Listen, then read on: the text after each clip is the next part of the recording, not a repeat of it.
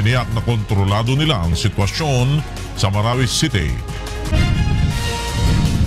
Maraming residente sa Marawi City lumikas na dahil sa patuloy na bakbakan ng militar at multi-group entry at exit points sa Marawi at kalapit na Iligan City, bantay sarado na rin ng militar. Vice President Leni Robredo at ilang mambabatas suportado ang pagdedeklara ng martial law. PNP, umapila naman sa netizens na iwasang magpakalat ng mali impormasyon higil sa sitwasyon sa Marawi. Implementasyon ng anti-distracted driving law, sinuspindi muna ng Transportation Department dahil sa kalituhan ng mga motorista at traffic law enforcers. 26 high-ranking officials ng AFP nakatakdang humarap sa Commission on Appointments ngayong araw. Usapin sa bagong pamantayan ng botohan ng CA tatalakay ng Senate Committee on Rules. Mahigit 3 milyong piso ibibigay sa mga napiling benepisyaryo ng mananalong kupunan sa UNTV Cup Executive Face-Off Tournament. Magandang tanghali. Nagdeklara na ng martial law si Pangulong Rodrigo Duterte sa buong Mindanao bunsod ng paghahasik ng kaguluhan ng pinagsanib na puwersa ng Maute at Abu Sayyaf Group. May report si Victor Cosare. The President has called me and asked me to announce that as of 10 p.m. Manila time, he has already declared martial law for the entire island of Mindanao. Itinuloy na ni Pangulong Rodrigo Duterte ang pagdeklara ng martial law sa Mindanao kasunod ng pagkugkob at panununog ng Maute Group sa ilang establishmento sa Marawi City. Sangayon sa batas, tatagal ng 60 araw ang naturang deklarasyon. SDS Guevara has clarified that this is possible on the grounds of existence of rebellion because of what is happening in Mindanao, based on Article 7, Section 18 of the Constitution. This is good for 60 days. Well, we were able to control the movement. We can,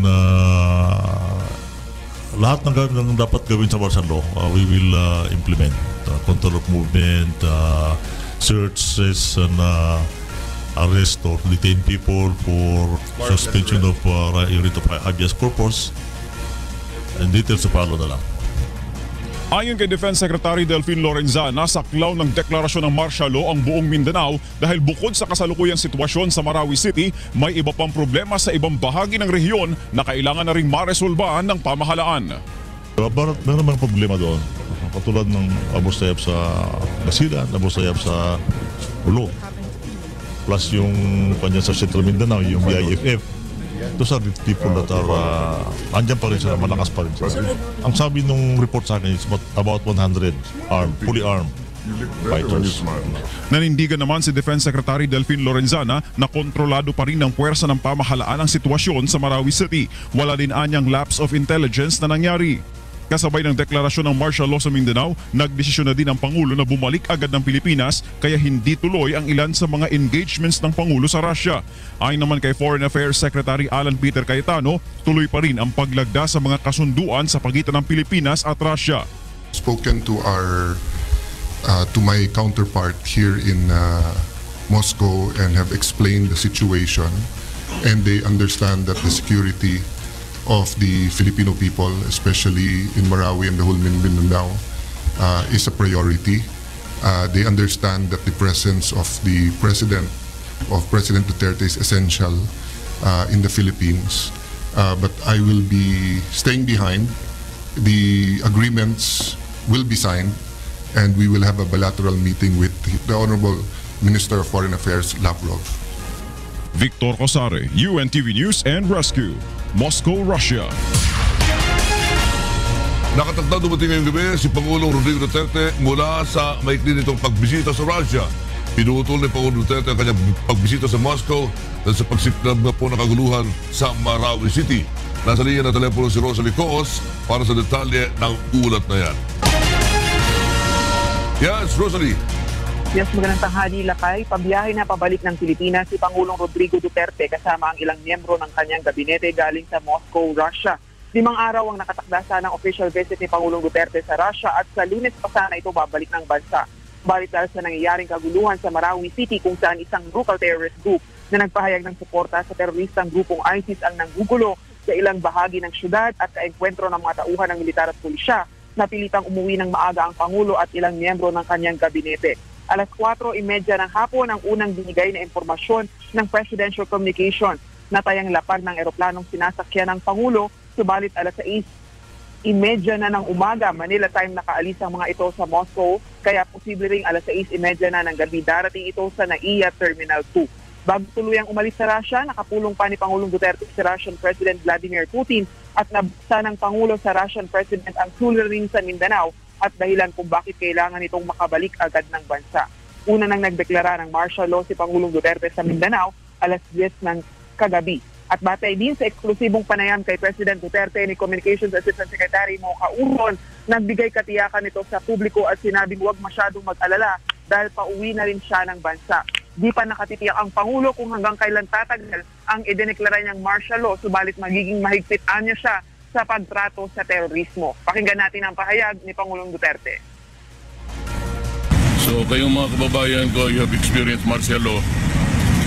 It would not be any different from what the President Marcos did. I'd be harsh. Yan muna ang latest live mula rito sa Malacanang. Balik sa iyo, Lakay. Rosalie? Yes? Isang pahabol na tanong lang.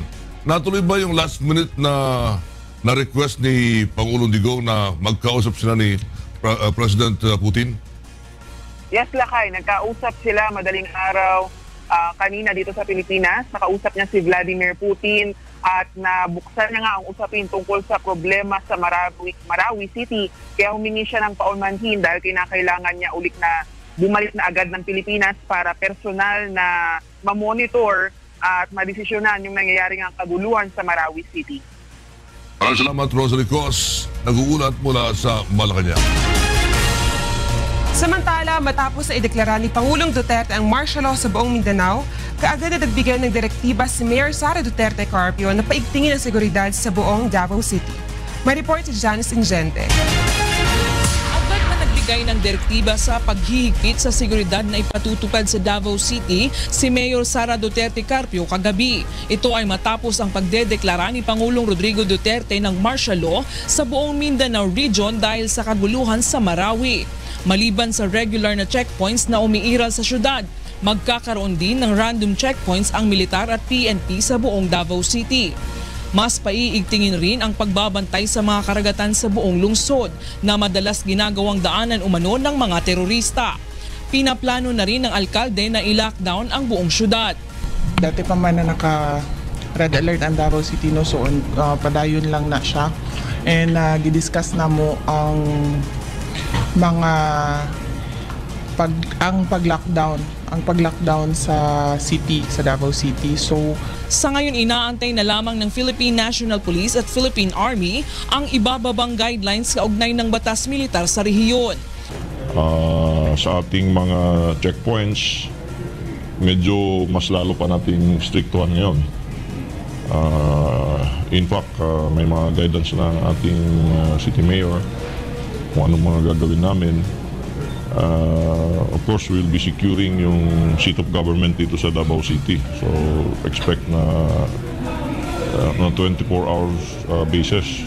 Nagpaalala rin si Mayor Sara sa mga Davaoenyo at mga turista na maging alerto at mapagmatsyag. Sa mga tiga Davao, same lang gihapon. Use prudence in planning your daily activities.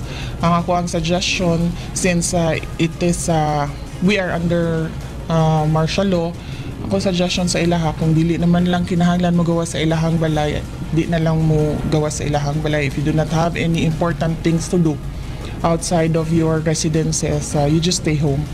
Janice Ingente, UNTV News and Rescue, Davao City. Hindi na pinapapasok ng AFP at PNP ang mga papasok na sibilyan sa Iligan City mula sa Marawi City. May report si Weng Fernandez. 45 minuto hanggang 1 oras na biyahe lamang ang layo ng syudad ng Iligan mula sa Marawi City, kung saan may nangyayaring bakbakan ang militar at mga miyembro ng Maute at Abu Sayyaf Group. Kaya naman bantay sarado na ng Philippine National Police at Armed Forces of the Philippines ang mga entry at exit points doon. Dati nang may umiiral na checkpoint, ngunit dahil sa nangyayaring kaguluhan sa Marawi ay mas sinigpitan pa nila ang pagbabantay. Ayon sa Iligan City Public Safety Company, iniisa-isa nilang inspeksyonin ang mga sasakyang galing ng Marawi para matiyak na walang mga sugatang rebelde na maipupuslit papasok ng Iligan. Ipinagbabawal na rin ng mga otoridad ang pag-akyat sa Marawi City mula Iligan. Kaninang madaling araw ay may ilan ng mga taga-Marawi ang nasa gilid lang ng kalsada at hindi makauwi sa kanila. Tumanggi mga itong humarap sa kamera dahil sa takot para sa kanilang mga kaanak na nasa loob pa umano ng magulong syudad. Samantala, pasado alas 12 ng hating gabi ay nag-deploy na ng halos 100 sundalo mula sa Iligan City papunta sa Marawi City. Ang mga ito ang dagdag suporta para sa tropa ng pamahalaan sa syudad.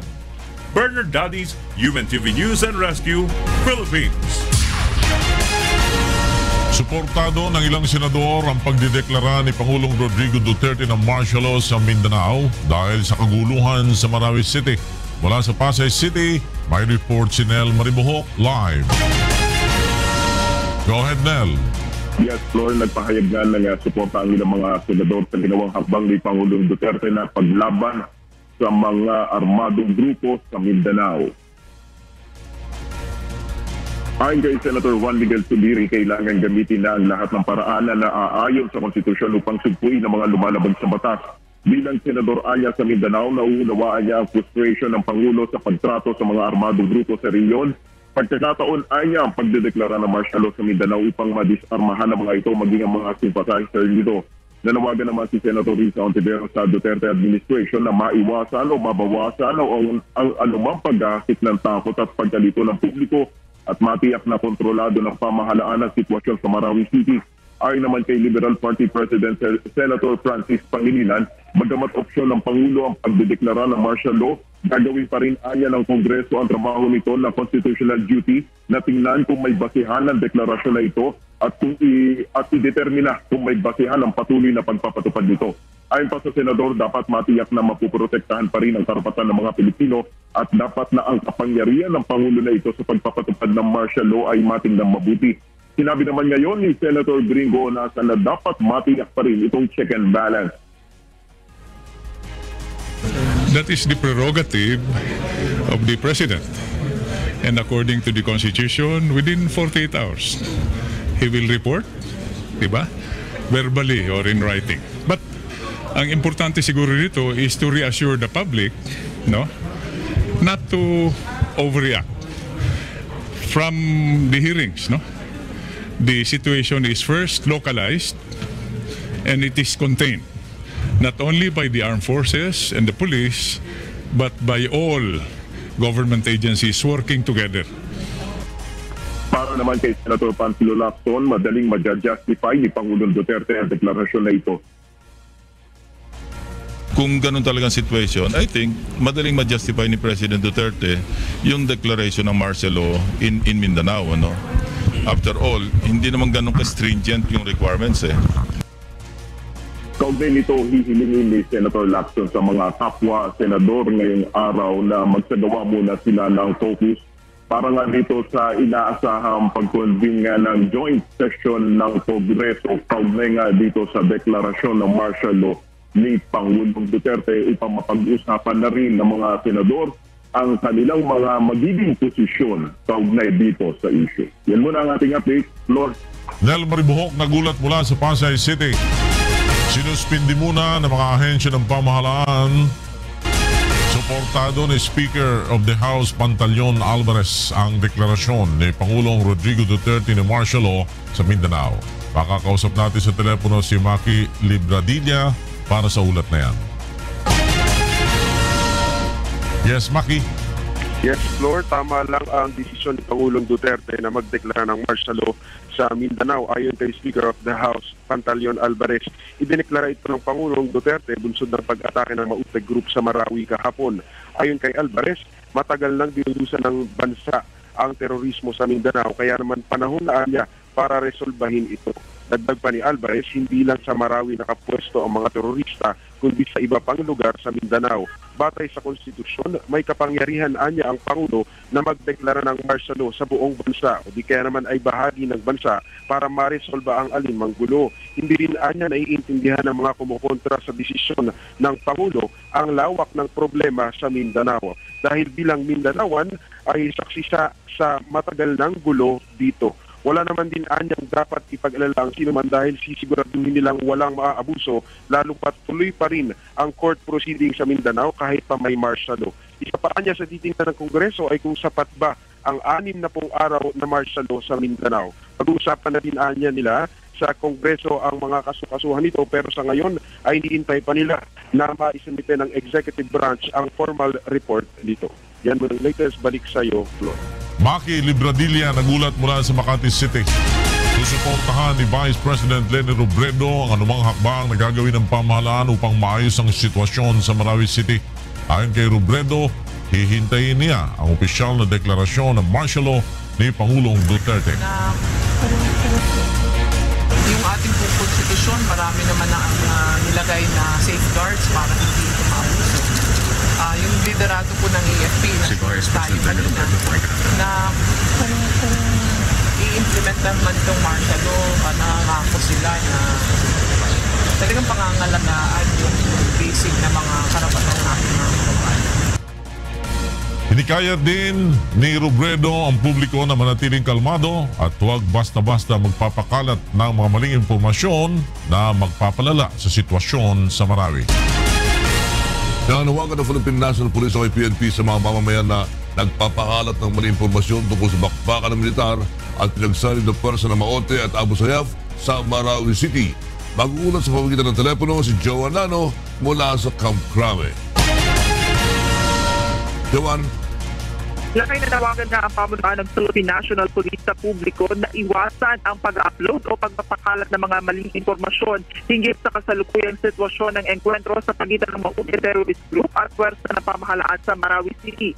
Ayon nga kay PNP spokesperson Police Senior Superintendent Jonardo Carlos, maaari pa rin namang i-upload ng mga residente sa Marawi ang kanilang partikular na sitwasyon. Subalit iwasan niya ang pagpapakalat ng mga hindi siguradong impormasyon upang hindi na magdulot ng matinding takot o panik sa iba pa nating mga kababayan. Sa ngayon nga ay patuloy ang ginagawang pangangalat ng PNP ng mga official reports sa kanilang mga tauhan na nakadeploy sa Marawi hinggil nga sa kasalukuyang kaganapan doon. Pakinggan natin ang pahayag ni Police Senior Superintendent Jonardo Carlos kaugnay ng bagay niya. We appeal to the public na yung mga postings in social media be limited to what they know or what they see and do not speculate as to what's happening in other areas na wala po silang first-hand information. Samantala, nilinaw naman ngayon ang pamunuan ng Philippine National Police na wala umanong katotohanan ang mga naglalabas ng balita na nakubkub na ng Maote Terrorist Group ang kampo ng pulisya at militar sa Marawi City. Bukod pa nga rito, Lakay, itinanggi rin ng PNP na nasakop na rin ng Maote Group ang ilang mga ospital sa Marawi. Ayon nga sa PNP, dinala ng Maote sa ospital ang ilan sa kanilang mga kasamahan marapos na namasugatan sa engkwentro at hindi para sakupin ang mga ospital. Kinumpirma na ng PNP na mayroon ng 3 sa kanilang mga kasamahan ang napaulat na sugatan sa bakbakan. Subalit sa ngayon ay bineberipika pa nila ang pagkakakilanlan ng mga ito. Kaugnay naman ang umano'y insidente ng mumugot ng ulo ng teroristang grupo ayon nga sa PNP. Sa mga oras na ito ay wala pa naman silang natatanggap na mga ganitong report. Sa ngayon ay nagpadala na nila ang kanilang pwersa ng karagdagang tauhan sa Marawi bilang karagdagang pwersa ng gobyerno. Sa mga oras na ito, Lakay, ay nagsasagawa ng command conference ang Crisis Management Committee dito ng PNP kung saan tinatalakay nila kung paano nga ba yung magiging sistema ng implementasyon o pagpapatupad ng martial law dyan sa Marawi. Lakay? Maraming salamat, John. Nag-uulat mula sa Camp Crame.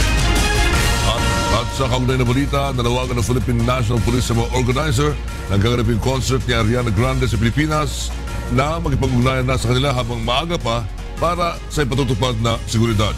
May report si Grace Casil. Tiniyak ng PNP na handa silang magbigay ng seguridad sa anumang international event o concert na isasagawa dito sa bansa. Ito ay kasunod ng nangyaring pambobomba sa concert ni Ariana Grande sa England na ikinasawi ng ilan sa mga manonood. Bagamat hindi pa tiyak kung matutuloy ang nakatakdang concert ng 23 anyos na international singer sa Pilipinas sa August 21, nanawagan na ang PNP sa mga organizer nito na makipag-ugnayan sa kanila. Ayon kay PNP PAO Chief Police Chief Superintendent Leonardo Carlos, habang maaga, dapat ay ma-inspeksyon ng mga pulis ang venue sa posibleng security adjustment na kanilang irerekomenda. Ang importante dito is the organizer to immediately coordinate as early as now with the local police para we can check the site, we can help in the security, we can give the recommendation. Yan ang as early as now, ang importante dyan is the coordination so we can secure the event. We can help out, secure the event for the organizer. Hindi yung last minute saka sila magsasabi. And they don't want to change the arrangement already pag may nakikita tayo. Sa Twitter post ni Ariana, humingi ito ng tawad sa mga tagahanga dahil sa nangyari at inihayag ang pagkalungkot dahil sa insidente. Sa ngayon, pansamantalang sinuspende ang world tour nito hanggang sa buwan ng Hunyo na inanunsyo ng isang source na malapit kay Ariana ayon sa www.tmz.com.